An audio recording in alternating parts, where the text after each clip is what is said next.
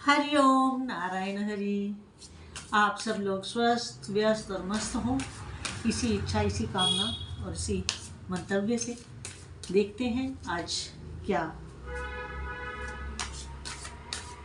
आशीर्वाद आता है ठाकुर जी की तरफ से। भगवान कृष्ण का क्या आशीर्वाद है, अब देखते हैं। वो तीन कार्ड इकट्ठे आ गए।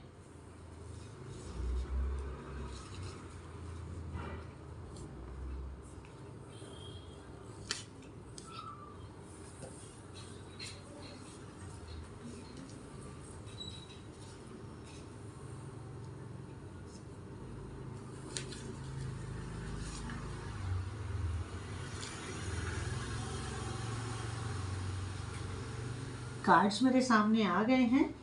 अब हम रीडिंग की शुरुआत करते हैं।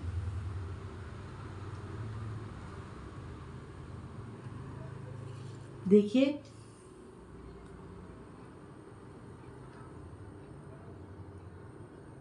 भगवान श्री कृष्ण जी का, ठाकुर जी का पहला जो आशीर्वाद है, जो वो हमें अपने आशीष वचन से जो बताना चाह रहे हैं, कार्ड से, एनर्जी से, कार्ड की जो एनर्जी है, कार्ड की जो वाइब्स है, उसके जरिए जो बताना चाह रहे हैं वो क्या है? वो ये है कि मानव को, मनुष्य को सदैव सबकी भलाई में कार्य करना चाहिए, सबकी वेलफेयर में वर्क करना चाहिए, सबके उत्थान के लिए काम करना चाहिए। सबकी, कभी किसी के बुरे में नहीं काम करना चाहिए, कभी किसी नेगेटिव एक्टिविटी में कभी शामिल नहीं होना चाहिए। हमेशा पॉजिटिवली ही सबके लिए वर्क करें, किसी के लिए नुकसान का बायस ना बने, किसी की हानि का बायस मत बने।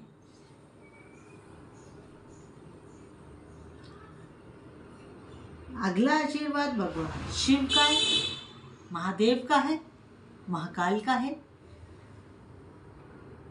भगवान का ये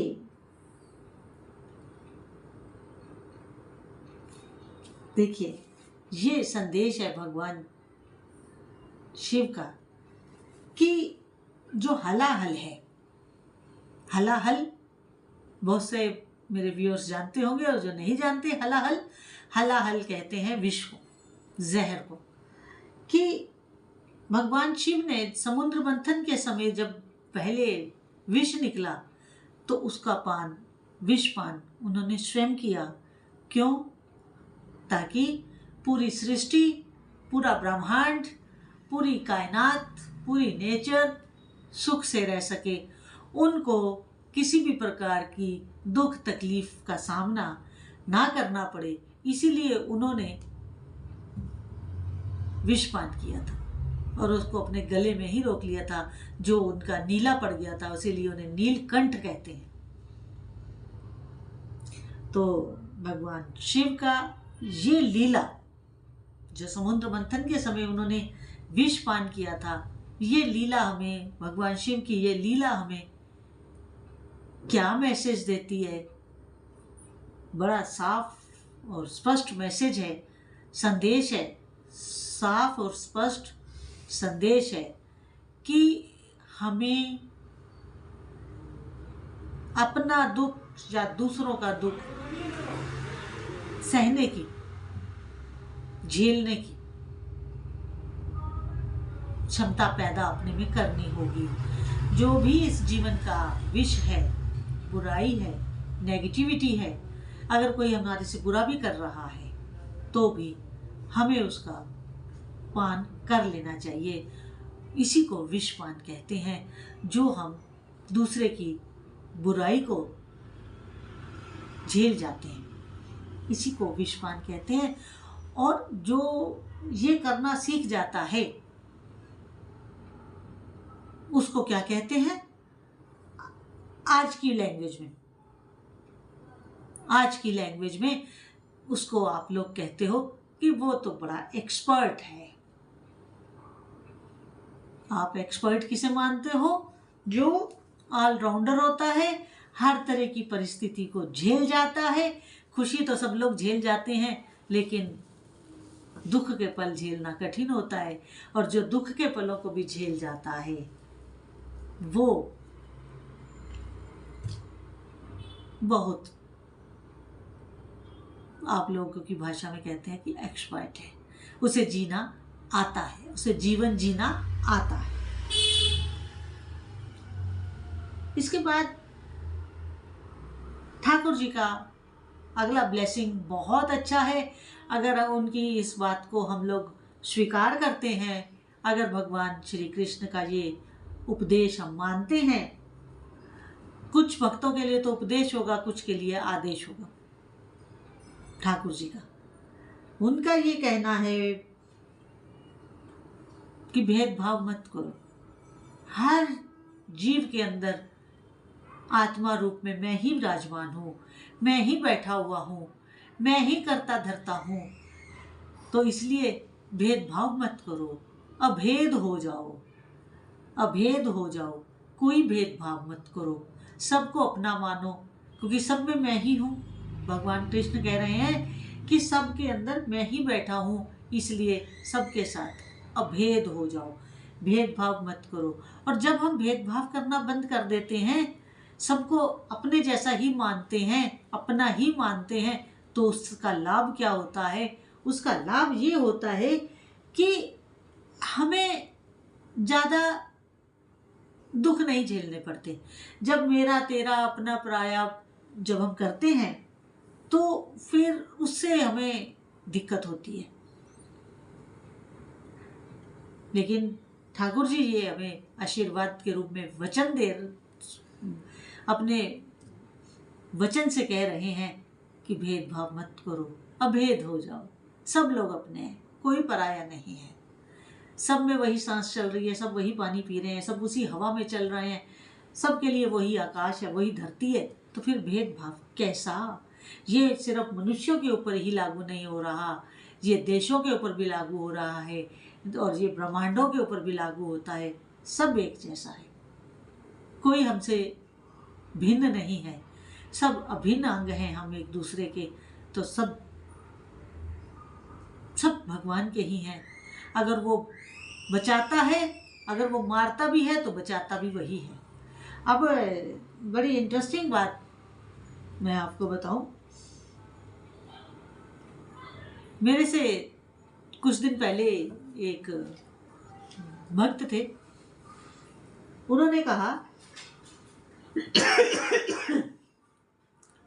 उन्होंने मेरे से कहा, भगवान अगर सबके साथ हैं, मैंने कहा बिल्कुल सबके साथ है, बिना भेदभाव के सबके साथ है।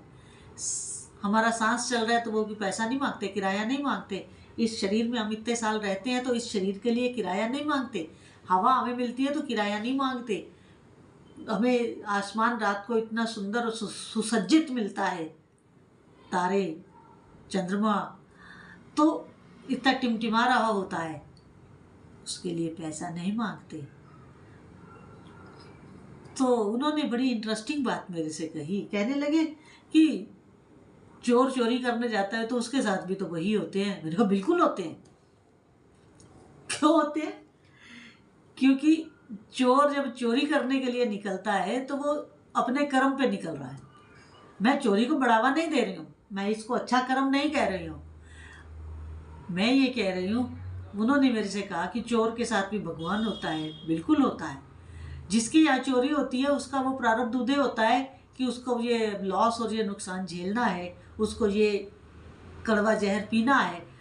तो इसलिए उस समय चोर के साथ भी भगवान ही तो होते हैं, और कौन होता है। इसीलिए तो कहते हैं रखने वाला भी वही, मारने वाला भी वही, फिर किस बात की चिंता। इसके बाद अगला ठाकुर जी का संदेश हमारे लिए ये है कि सबके साथ मानवता के साथ रहें, सबके साथ प्यार से रहें, सबके साथ रिस्पेक्ट से रहें, किसी को डिसऑनर ना करें। कैसे? कोई पहले कहा कि भेदभाव ना करें। अब द्वारकाधीश थे ठाकुर जी, तो उनका बचपन का मित्र सुदामा जब आया उनके द्वारका में, तो भगवान ने खुद उसके चरण धोए।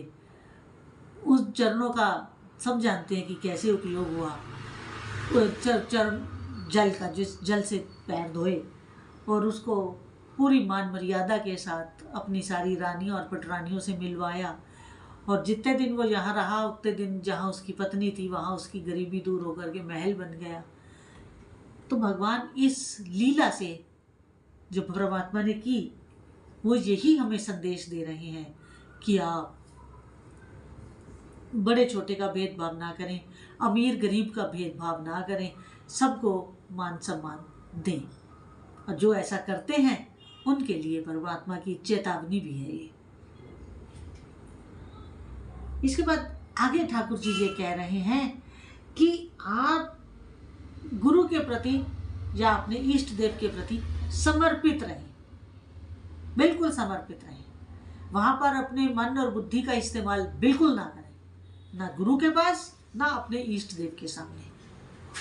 अपनी बल बुद्धि, धन बल, बुद्धि बल, शारीरिक बल, किसी का भी कोई मान अभिमान मत करें। समर्पित हो, समर्पित हो।